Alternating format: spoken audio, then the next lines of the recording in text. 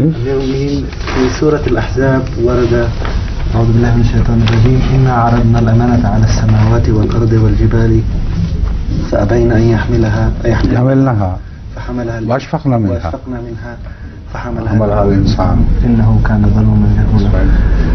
This question was raised in Kabir while I was there also, right. From some sheikh. Some sheikh. What did he say?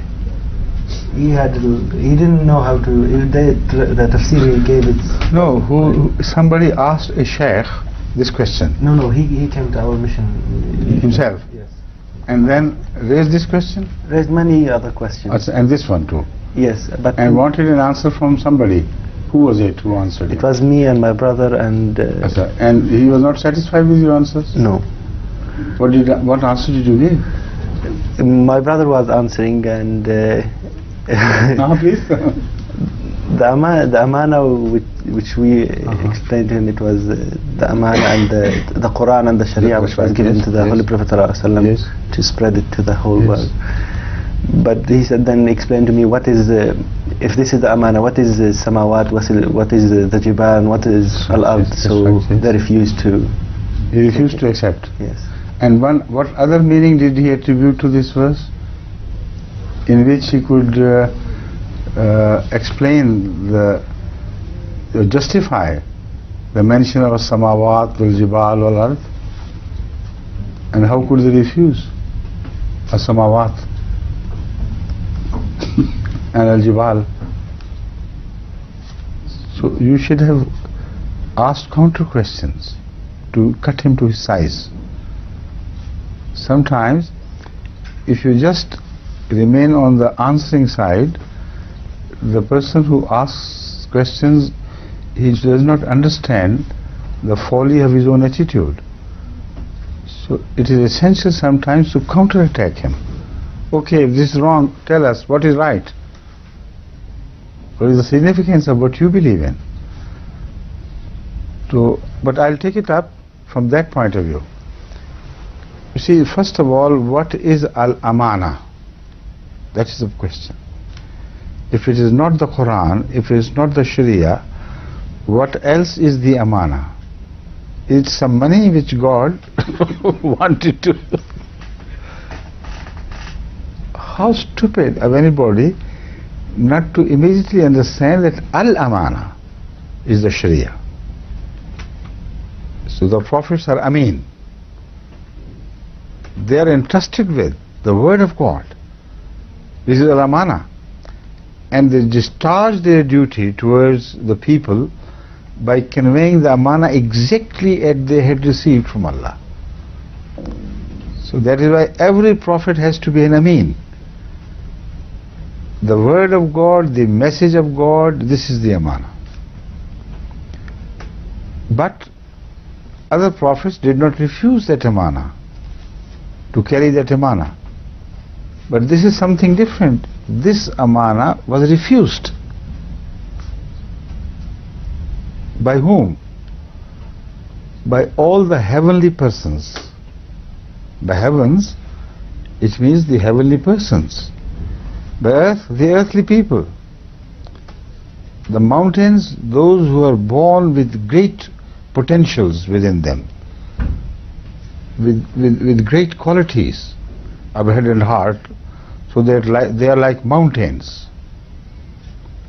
Mountains can also be referred to, can also be interpreted as great people. In Surah Taha, the word mountain is positively applied to people, not physical mountains. Because how could they follow Dai from Allah? You know, in Surah Taha, the Holy Quran says, يَسْأَلُونَكَ عَنِ الْجِبَالِ قُلْ يَنْسِفُهَا رَبِّي نَسْفًا فَيَذَرُهَا قَاعًا صَفْصَفًا ثُمَّ يَوْمَئِذٍ يَتَّبِعُونَ الدَّاعِيَ لَا عِوَجَ لَهُ. How could mountains which are level to ground, they begin to follow Ad-Daiya Muhammad Sallallahu Alaihi Wasallam? So this man does not know the ABC of the Quran.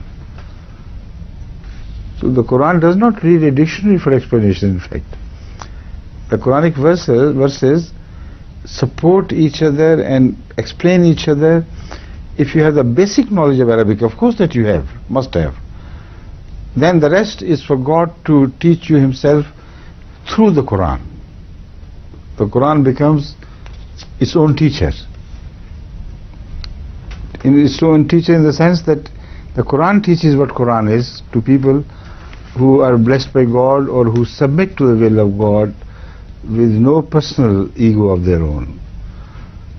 So this is the meaning of al-jibal, which could mean the worldly powers, which could mean people with great potentials. So the same word al-jibal is used with reference to Hazrat Dawood alayhi salatu wasalam. Yusabbihna ma'ahu at-tayr wal-jibal. Al-jibal wa at-tayr kya hai? Along with Hazrat Dawood were tuyur who did tasbih and also al-jibal. So how did the jibal do the tasbih? Morning and evening, every time. So the word jibal is used in the Quran in so many different ways, but this word do apply to humans as well. Does apply to the humans as well. Here we are talking of Amanah, which applies to the humans, not to the dead things, because God never offered any Amanah to the little mountains, to the seas, to the earth, etc. Is inconceivable, and the Quran never makes any claim that they were capable of carrying the load of Sharia or al-Amanah. So in this context it means high and low. The heaven and the earth could mean God offered this Amanah to high and low, whom the people whom you think are the loftiest in divine understandings, in the understanding of the divine teachings, or very pious people, as if they belong to the heavens, celestial people. All of them refused in meekness and humility. They knew the al-Amanah, which is the Quran according to me, is beyond them. No mountain can carry the load of this Amanah. And then in the same context you read what happened to Hazrat Moses when he said, "O my Lord, show me what you are." And he said, "No, you will not be able to bear the burden of that glory of mine.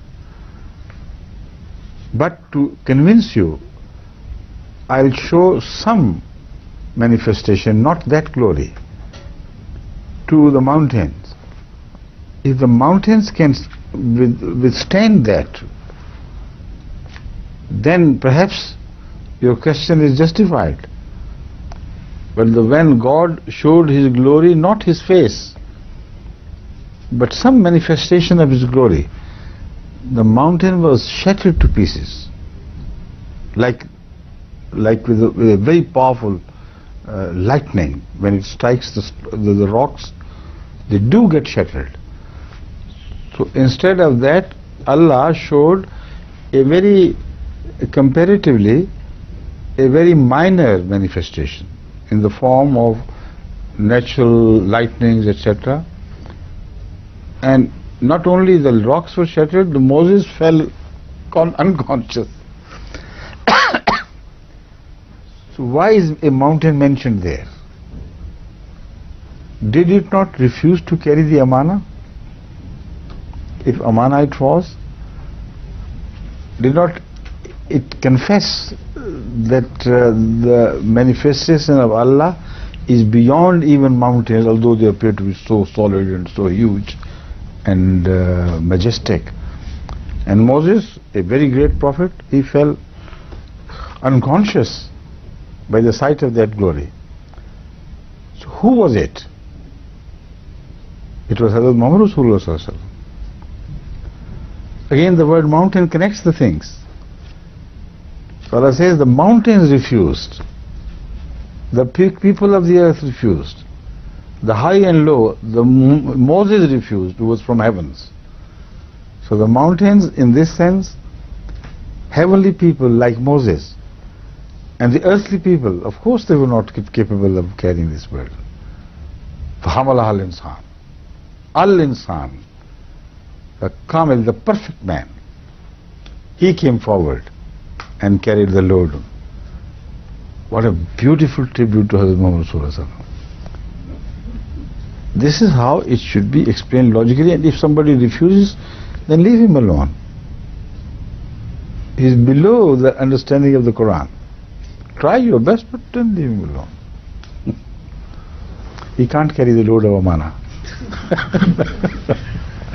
Right? Okay, please.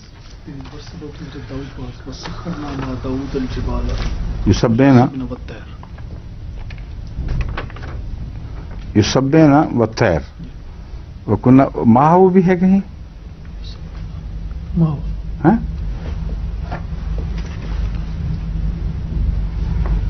Ma Dawood. Yeah. I think, find out if there's another verse.